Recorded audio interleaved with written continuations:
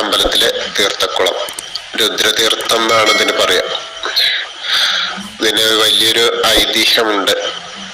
ഇതിന്റെ അതായത് ശരിക്കും പറഞ്ഞ സപ്തർഷികള് വന്ന് കുളിച്ചു പോകുന്ന സ്നാനം ചെയ്യുന്ന കുളമാണ് എന്നാണ് ഒരു ഐതിഹ്യം.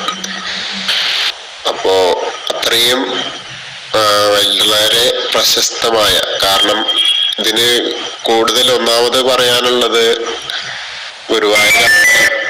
ഗുരുവായൂർ അമ്പലം എന്ന് പറഞ്ഞാൽ തന്നെ ഭൂലോക വൈകുണ്ഠാണ്. പിന്നെ ഗുരുവായൂരപ്പന്റെ വിഗ്രഹം അത് ദേവലോകത്തും ബ്രഹ്മലോകത്തും ഒക്കെ പൂജിച്ചിരുന്ന, ബ്രഹ്മാവ് പൂജിച്ചിരുന്ന, മഹാവിഷ്ണു പൂജിച്ചിരുന്ന, കൃഷ്ണൻ പൂജിച്ചിരുന്ന വിഗ്രഹം. അപ്പൊ അതിന്റെ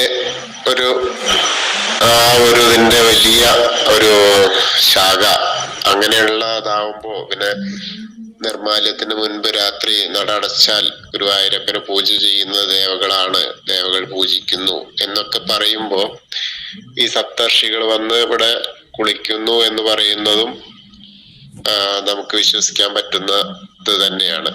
കാരണം അത്രയും വലിയ അനുഗ്രഹമാണ് നമ്മൾ അതിലെ ജലം നമ്മൾ കാലിലോ അല്ലെങ്കിൽ നമുക്ക് കുളിക്കാൻ കഴിയുകയോ ചെയ്താൽ, കാല് നനയ്ക്കുകയോ അല്ലെങ്കിൽ കൈ നനയ്ക്കുകയൊക്കെ ചെയ്യാൻ പറ്റിയെന്ന് വെച്ചാൽ ഏറ്റവും പുണ്യം തന്നെയാണ്. ആ കടവ് കാണുമ്പോ അത് ആ ഭാഗത്ത് മറിച്ചിരിക്കുന്ന ഭാഗം തിരുമേനിമാർ മാത്രമാണ് കുളിക്കുക. അതല്ലാതെ പിന്നെ എന്താ വെച്ചാൽ നടുവിലുള്ള ഭാഗം, കൃഷ്ണന്റെ ആ ഒരു ശില വെച്ച ഭാഗം അവിടെ ഭയങ്കര ആഴാണ്, വെച്ചിട്ടാണ് അതവിടെ മറച്ചിരിക്കുന്നത്. എന്തായാലും നല്ല അഴകുള്ളൊരു കുളമാണ്, രുദ്രതീർത്ഥക്കുളം തന്നെയാണ്. അപ്പോ എല്ലാവരും അത് കാണുക, ഈ ഐതിഹ്യം കൂടി അറിയുക.